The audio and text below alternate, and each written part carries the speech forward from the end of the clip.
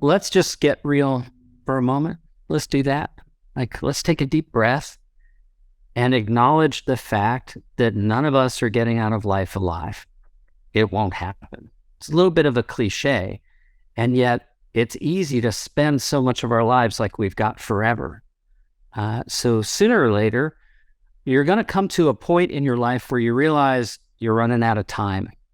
And that moment is one of the greatest gifts you can ever have. I'm going to be very personal with you today. I'm going to share some experiences I've had in my life and what I've learned from them, because I believe they can make a meaningful difference for you. This talk today is not about Happy Grasshopper. It just isn't.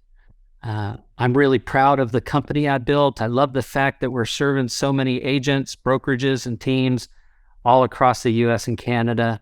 This talk is not that. This talk is about life. If you are curious about that, there's the only information I'm going to give you. You can connect with me at danstewart.com. You can grab that QR code. You can go to our website, learn all about us.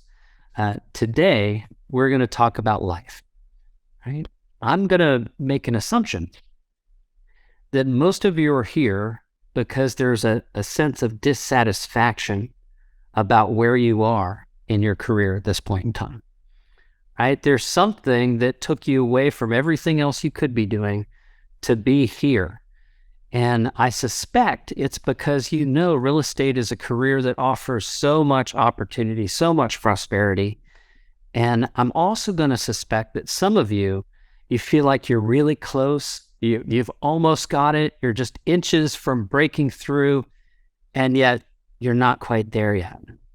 Okay, so a little bit of my personal story. I'm a serial entrepreneur. I've been so fortunate to have financial success in my life.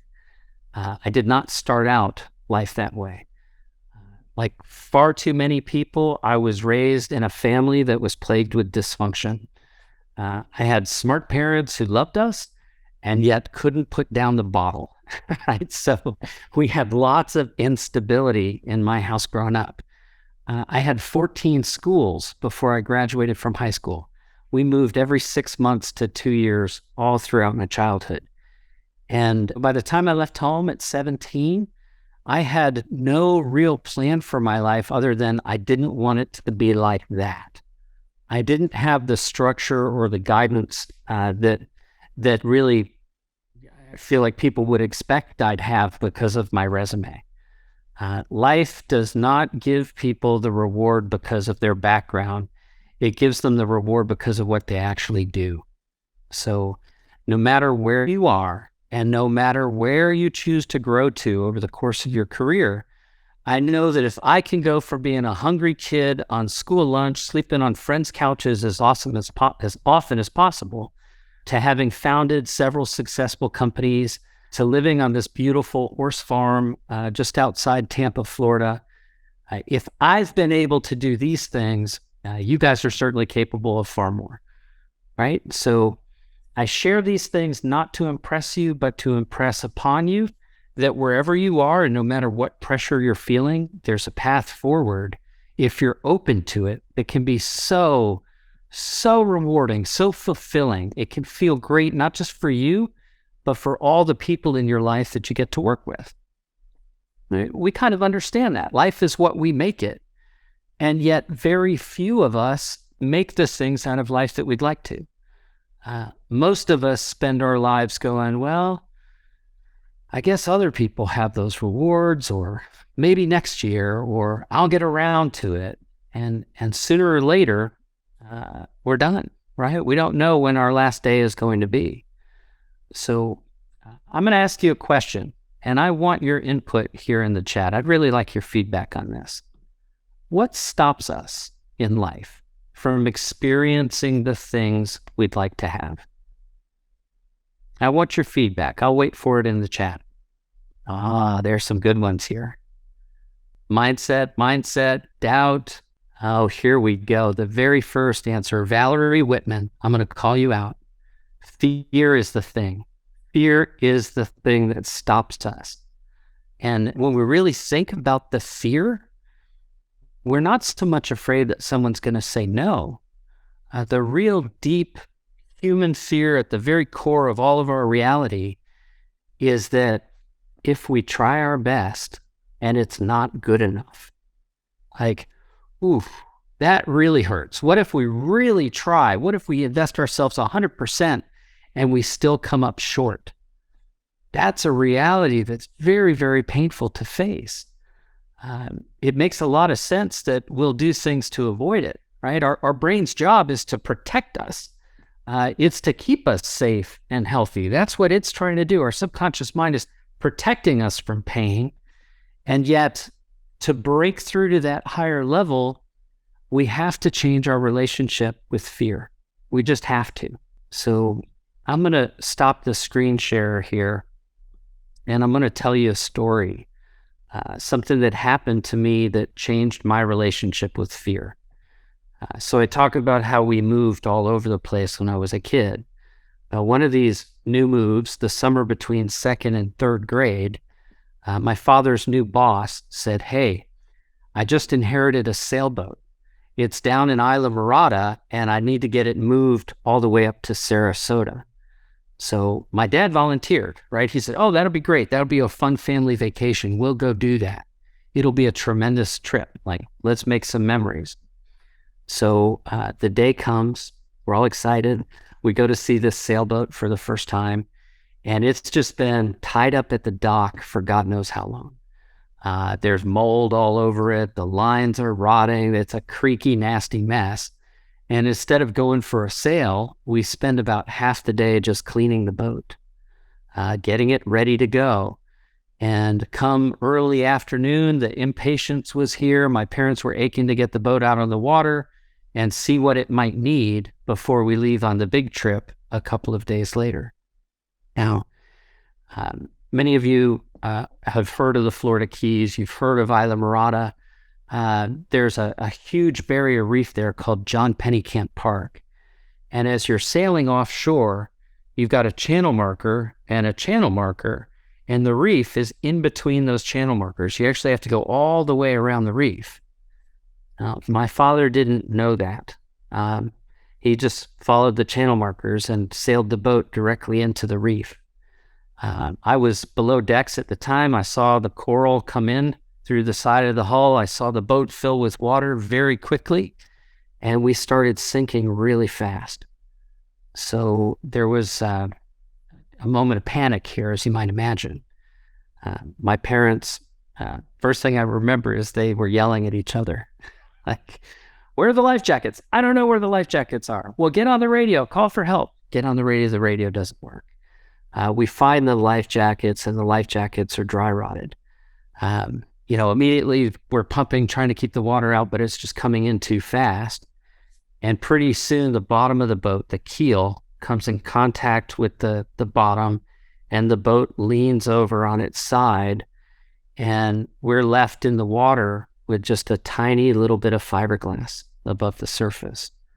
So picture two parents, their 3 elementary school-age kids, all standing on a little piece of fiberglass on a bright, sunshiny day in South Florida on a reef.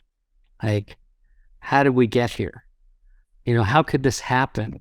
How could 2 smart, well-meaning adults steer the boat into the reef and cause it to sink? Like, how are we going to get out of this situation? There was lots of arguing about that too, because we weren't so far offshore that it didn't seem like we might make it if we just swim for it.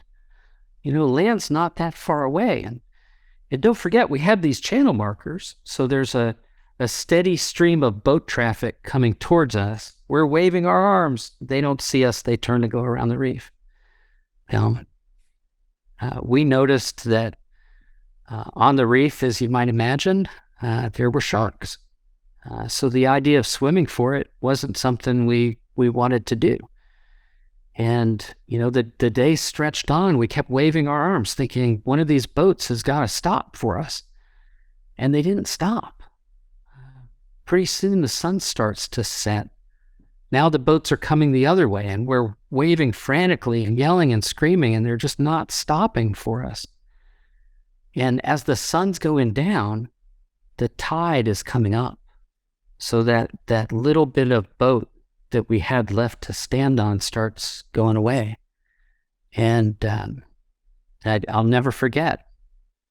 My father took a big fishing knife he had, and he cut the sail, and he used some of the rope, and he made a little hammock. And he loaded his 3 kids into this little hammock. The mast, of course, it was leaning over, but it was out of the water. So he put us into the hammock. We're horribly dehydrated. We're sunburned. We're terrified about the sharks. And we're just completely exhausted. So one of the last things I remember that night was seeing my dad standing in the water, my mom on his shoulders, she's sitting on his shoulders, and he has a boat hook, and he's just looking for the sharks to push them away. The sense of impending death, like it was there. There was no question that we were in a life or death situation that we might not get out of. So I don't remember going to sleep that night. I don't remember that at all. I will never forget waking up. The boat shifted in the night, and all of a sudden the 3 of us were in the water. And, we were just convinced that was it. We were going to be dead. And excuse me, this is, more than 40 years ago, and it's still like right there in this moment. Think about that moment we've all experienced when every nerve in your body is just lit up. You're startled, that sense of fear that just grabs hold of you. That bit into all of us in this experience, and it didn't let go. It just didn't let go. I think it burned out something inside us, right? It just burned something out. We spent the whole night in the water, my dad with the boat hook, keeping the sharks away. We spent the whole next day in the water. We didn't get rescued. The second night, there was a fast boat with no lights that stopped. And there's a movie called Square Grouper. You might want to look up this documentary. In the late 70s, when this happened, South Florida was a hotbed for smuggling. And this boat was smuggling something. They stopped for us. They gave us water and food. We were very near death. They wouldn't let us on the boat. The next morning, the Coast Guard stopped for us. They sent help to come get us off the reef. So why am I sharing this story? What's the point of taking all this time to let you experience a little bit of that emotion? The reason is that emotion creates motion in our lives. If we're going to do things, if we're going to get out there and really make a difference, we have to have a reason that's compelling enough to pull us through that experience of pain and struggle. Achieving big things is not easy. We should not expect that to be easy.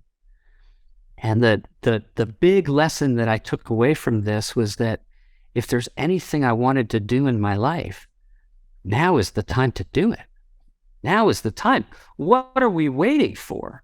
What possible benefit could we have holding our future prosperity at bay because we're not brave enough to do some things?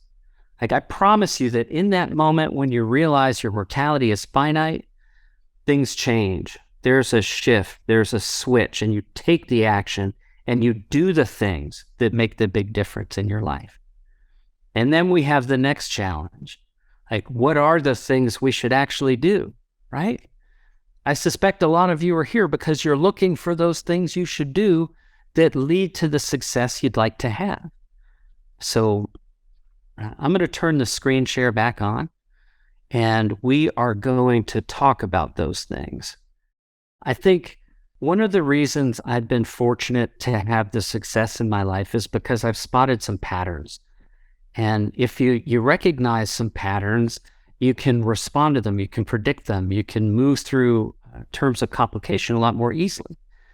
So let's talk about what growth really is and the challenges that it represents for us along the way.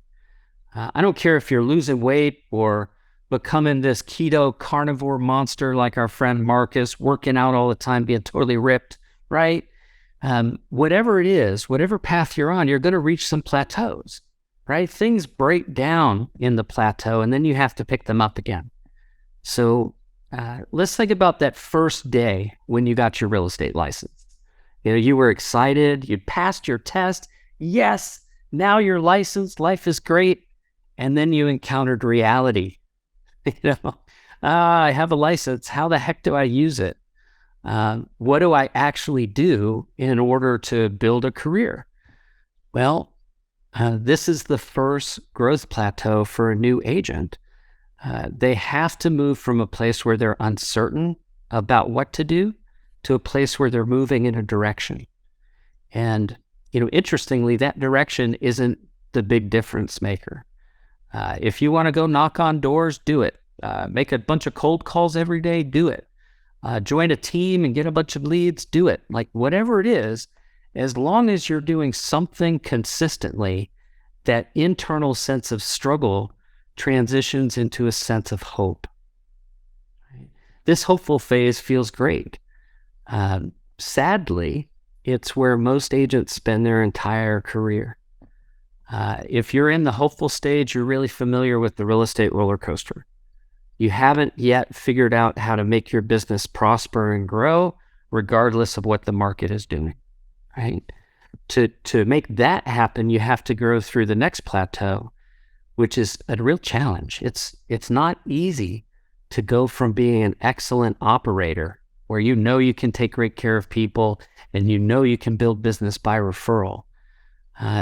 Graduation to becoming a business owner and treating your business like a business is a challenge. It means you have to hold it accountable.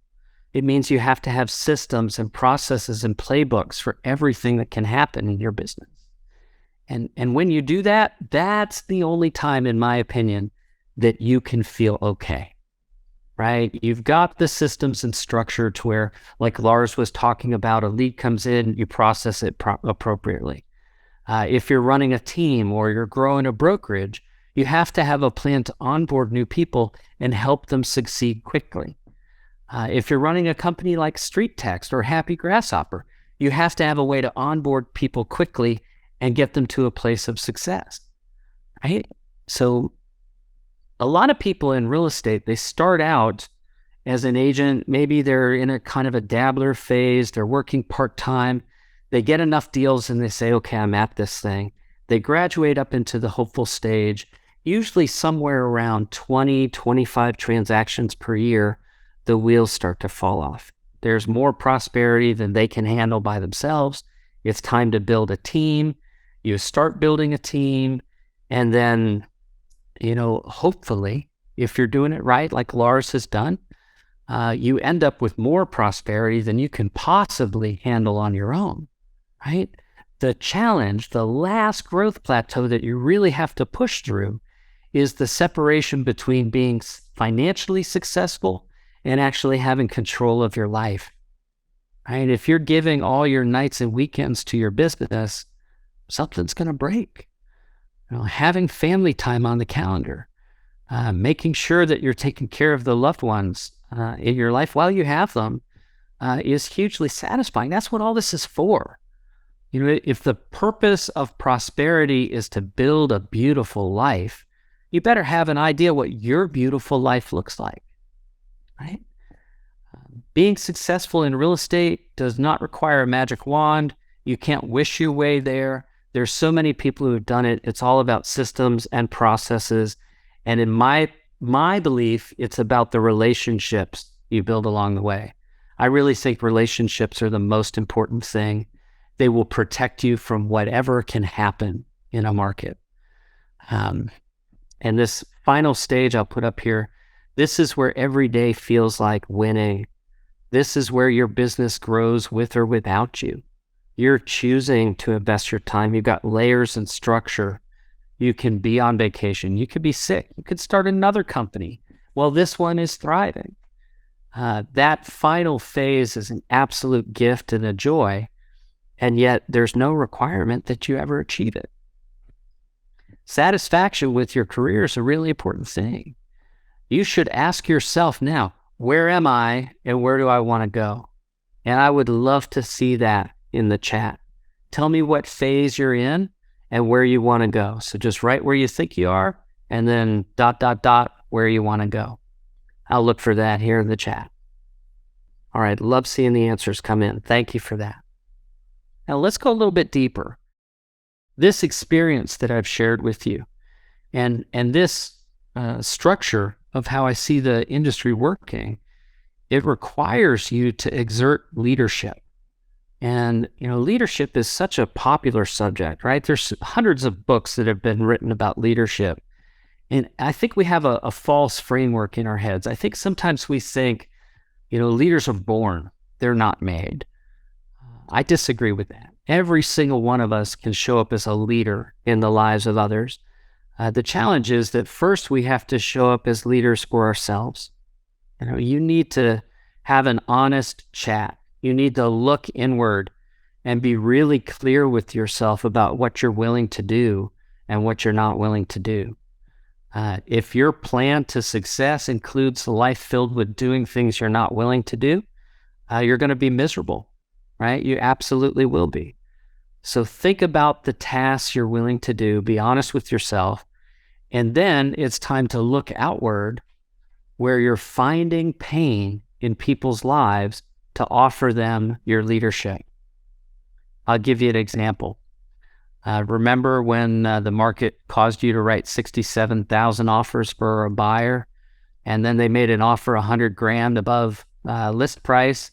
Now they're in the home, they see interest rates rising, they're concerned, there's fear in their life right now. If you can reach out to them and speak to that pain, right? If you can show up for them in this moment, they're going to provide lots of referrals your way, right? So showing up, being part of that conversation to support not just your past clients, but the agents on your team, the agents you may be recruiting to your brokerage, your vendor partners that you're referring all the time. This is what you do to really build a business. You engage people in conversation over time in such a way that they see you as someone they would happily follow. Right? It's that simple, right? It's that simple. So I'm getting close here on time, and I'm going to close with something that I think is perfect for today, because I know you guys have your brains just absolutely stuffed. There's been so much today. So I need to teach you about something I affectionately call the cycle of suck. The cycle of suck always starts with intentions. You registered for this. You intended to show up. You did show up. You expect it to be awesome. You took those actions. You did your part.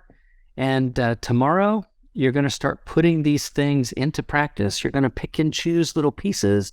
You will do some things, and you will encounter some pain, right? That is inevitable. That always happens. If you're trying to lose weight and you go on a diet and you don't expect to be hungry, that's an issue.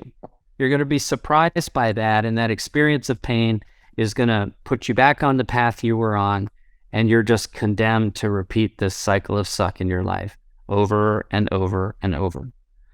So let's break it. Let's break it once and for all. The first step is to be aware there is an alternate path, and that path is called the path of mastery. It starts exactly the same way. You have intentions, but instead of doing everything or trying to do everything, you're going to narrow your focus only to those actions that can be measured, right? Measured actions are a beautiful thing. If you know how many people are in your database, and you know how many people you sent a message to, and you know how many people opened and responded to that message, those are all measurable actions.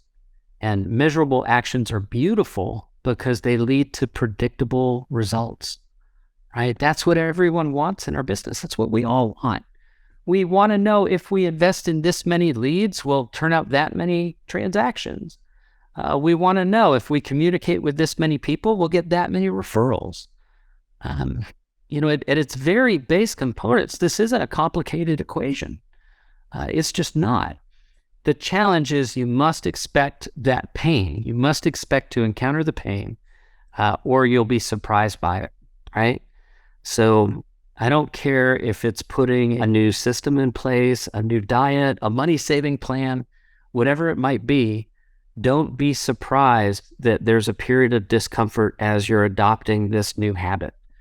Expect it, embrace it, and what you'll find is that because you're willing to endure that discomfort until you have the breakthrough, it'll actually come much more quickly, right?